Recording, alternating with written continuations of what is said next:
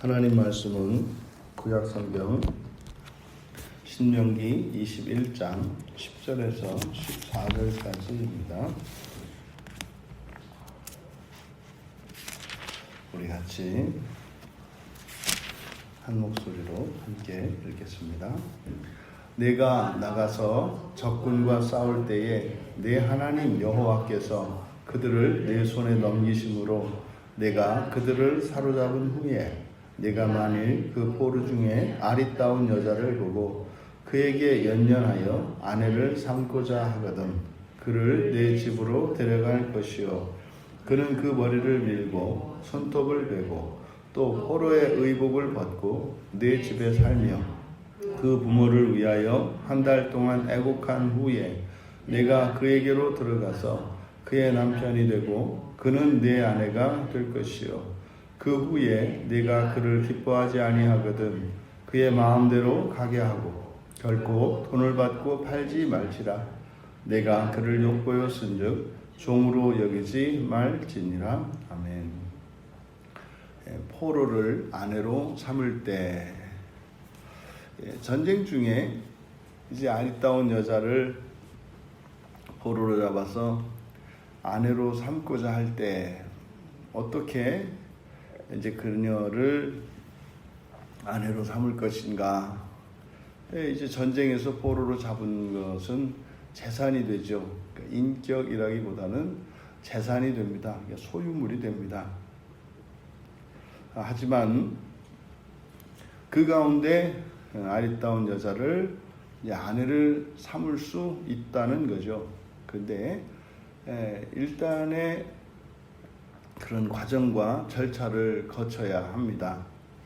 먼저 그를 이제 집으로 데려가고 그리고 머리를 밀고 손톱을 베고 포로의 의복을 벗고 내 집에서 살아라. 그러니까 그것은 그의 과거, 그의 신분, 그의 모든 것을 이제 부인하는 거죠. 마치 새로운 신분으로 태어나는 것입니다. 그게 이제 머리 밀고 손톱을 베고 그리고 옷을 벗는 겁니다.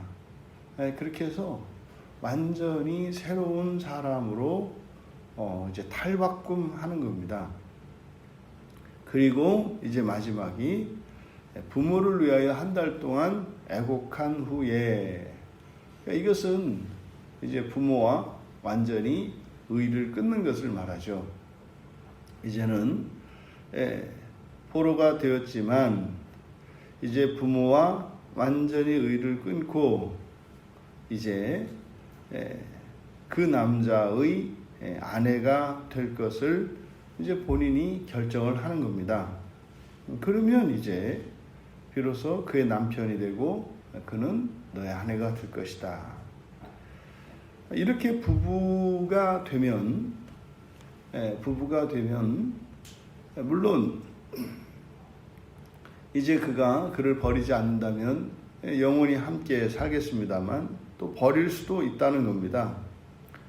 만약에 아내를 삼았지만 이제 기뻐하지 않거든 이제 버릴 수 있다는 거죠. 근데 조심할 것은 여기서 맨 처음에 포로로 잡을 때는 소유물에 불과했습니다만 이제 결혼을 통해서 부부의 관계가 되면은 이제는 더 이상은 그는 종이 아닌 거죠. 그래서 버리고자 할 때는 돈을 받고 팔 수 없고 또 그를 이제는 자유롭게 놓아주어야 한다는 겁니다. 지금 이것이 단순히 전쟁에서 포로로 삼은 여자를 아내로 삼아서 놓아주는 이 과정을 통해서 신분의 변화가 어떻게 신분의 변화가 일어나는 것인가 하는 것을 우리에게 가르쳐 줍니다. 마치 지금 여기에서 등장하는 아내 되는 이 아리따운 여자 이것이 마치 오늘날 예수를 믿고 살아가는 그리스도인의 신분과 유사합니다. 마치 우리는 마귀의 자녀로 태어나서 이 세상에 마귀의 군대로 살아갑니다. 그런데 주님께서 마귀와 싸우셔서 이기시고 우리들을 마치 전리품을 취하는 것처럼 취하시죠. 물론 이것이 하나님의 계획 속에 있습니다만 우리들의 살고 있는 현재의 시점을 기준으로 하면 그렇게 된다 이 말입니다. 그래서 예수님이 우리들을 데려다가 주님의 신부로 삼으시는 거죠. 그런데 여기서 이제 신분의 변화의 과정을 보면 포로되었던 여자가 그 주인의 아내가 되는 이것은 그 주인의 선택에 의해서 이루어집니다. 그러니까 이것은 그리스도의 선택과 그런데 그리스도의 선택으로 일이 이루어집니다만 본문에서 나온 것과 같이 아내가 되려면 그 여자가 아내 되고자 해야 합니다. 이것은 자유의지에 의해서 혼인이 되지 강제로 아내가 되는 것은 아니다. 내가 종으로 살겠고 나의 부모의 자식으로 살겠다. 그러면 절대로 아내 삼을 수는 없습니다. 아내라고 하는 것은 포로된 자라 하더라도 강제로 아내를 삼을 수가 있는 것이 아니에요. 놀이객감으로 삼을 수 있을지는 몰라도 아내로 삼는 일은 자발적인 동의에 의하지 않고서는 있을 수가 없는 일이다. 그래서요, 자발적으로 머리를 밀고 손톱을 베고 의복을 벗고 그리고 부모를 위해서 한 달간 애곡하고 하는 이 일련의 과정, 이것은 자유의지의 발로인 것이죠. 그리고 우리들이 그렇게 된 겁니다. 우리들이 예수님의 신부가 되었습니다만 그것은 하나님의 예수님의 선택에 의한 것이었고 은혜였죠. 우리가 되고자 한다고 해서 되는 게 아니죠. 하지만 주님의 선택에 의해서 우리가 주님의 신부가 되었습니다만 거기에는 우리의 자발적인 동의가 있었다는 사실입니다. 근데 이 부분을 자꾸 잊습니다. 우리가 주님의 신부가 되기로 한 거죠. 그리고 본문에서는 주인이 이 여자를 기뻐하지 않아서 이제는 떠나보내게 할 수 있다 이렇게 되어 있지 않습니까? 그런데 우리들은 주님이 결코 버리는 적이 없어요. 오히려 우리들의 경우는 어떻게 돼요? 이 신부가 자꾸 도망가려고 합니다. 이 신부가 도망가면 이거는 잡혀서 죽죠. 그리고 지금 상대가 누굽니까? 그리스도시고 하나님이세요. 그러니까 하나님께서 아내로 삼으셨으면 뭐 더 이상 좋은 자리가 없는 거예요. 그런데 우리들이 하나님을 떠나려고 해요. 그런데 하나님은 또 우리를 결코 놓아주질 않으시거든요. 가면은 가게 하시는데 어차피 또 가서 우리를 데려오신단 말이죠. 그래서 결국에는 영원히 버리지 않으시고 떠나지 않으실 주님의 그 한결같고 불변한 그 사랑을 우리들이 가질 때까지 하나님께서 기다려주시고 또 이런저런 불순종과 그러한 패역한 삶을 허락을 해주세요. 그래서 마침내 우리들이 하나님이 우리를 사랑하시는 것처럼 온전히 사랑할 수 있을 때까지 하나님께서는 허용을 하십니다. 이것이 우리들과 지금 전쟁의 포로로 아내를 삼을 때 차이가 나는 거죠.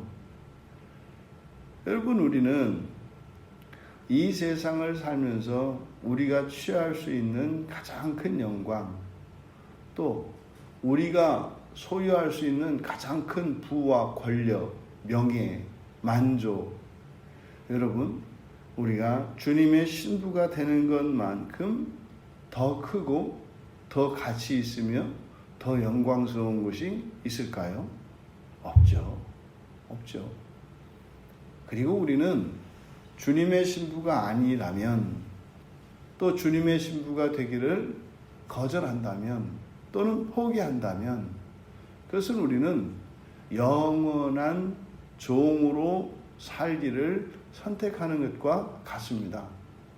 우리가 정말 하나님만을 추구하고 하나님만 의지하고 하나님을 위하여 하나님을 목표로 살아가는 것 이외에 다른 무엇은 종으로 영원한 종으로 살아가는 것입니다. 그것도 하나님의 종이 아니고 마귀의 종으로 살아가는 것입니다. 우리가 하나님을 추구하고 살아가는 일이 그렇게 기쁘고 가치 있는 일로 여겨지지 않는 것은 우리의 누수가 완전히 망가졌기 때문입니다. 또 우리의 이 양심이 완전히 더럽혀졌기 때문입니다. 우리의 의지도 완전히 불구가 되어서 우리에게 유익한 선한 길을 추구하는 것을 기뻐하지 않고 오히려 우리에게 해가 되는 악한 길을 가는 것을 편안해하고 즐거워합니다.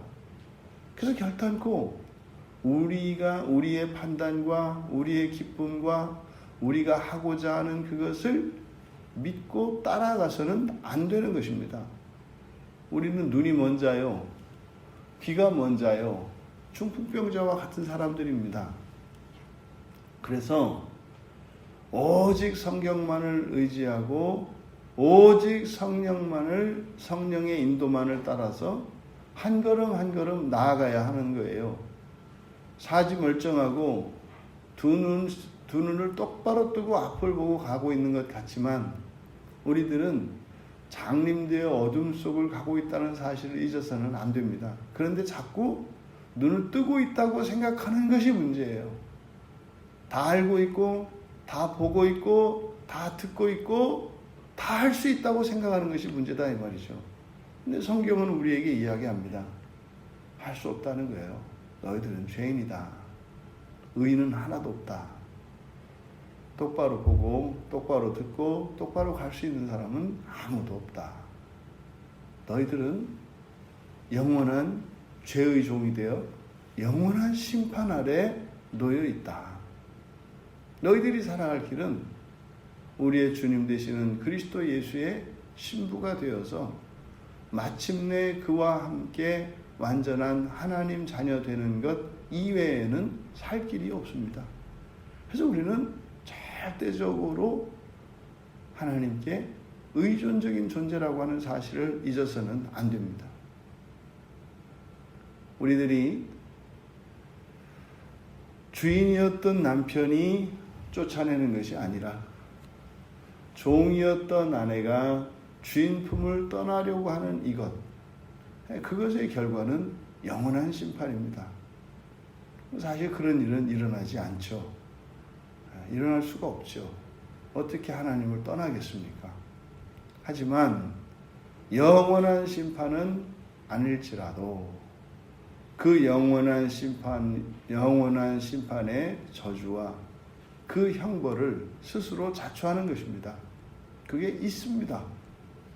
영원한 심판이 있고 또 우리들이 주님을 떠나고자 주님의 신부가 되고자 그렇게 우리가 힘을 내어 살아가지 않는다면 반드시 우리의 삶에 심판이 있을 것입니다.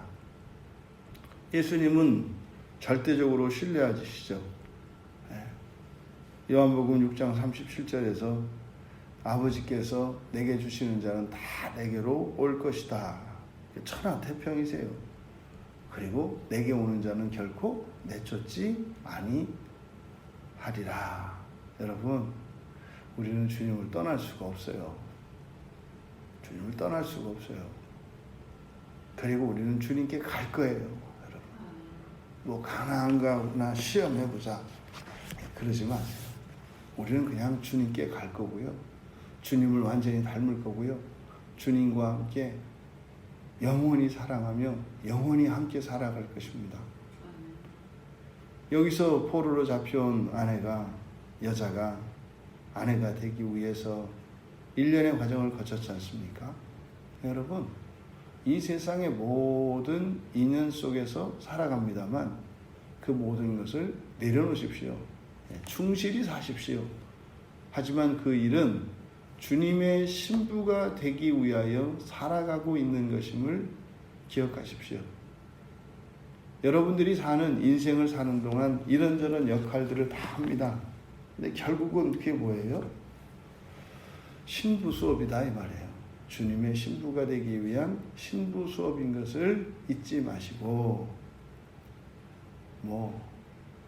여러분의 머리가 어떤지, 옷이 어떤지, 드레스가 어떤지 너무 거기에 이렇게 마음을 빼앗기시지 마시고, 오직 주님 신부되는 그것에 목표를 두고, 그리고 그것을 위하여 살아가는 것이 인생인 것을 기억하시면서 정말 주님과의 혼인의 날, 재림하시는 그날이겠죠.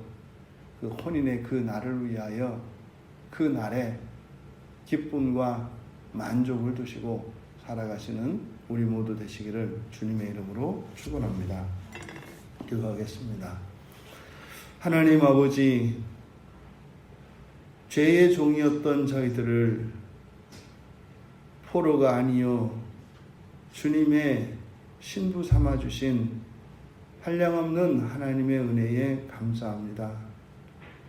그러함에도 여전히 주님의 신부가 되는 그 영광스럽고 거룩한 일에 결단하고 우리가 의지적으로 주님 신부 되기 위하여 노력하고 애쓰는 것이 아니라 다시 죄의 종의 자리로 되돌아가려고 하는 이 죄의 속임으로부터 분별하여 깨달아 알게 하시고 저희를 자녀 삼아주시고 신부 삼아주신 하나님의 그 은혜에 부응하는 복된 인생을 살아가는 저희들 모두가 되도록 은혜를 내려 주시옵소서.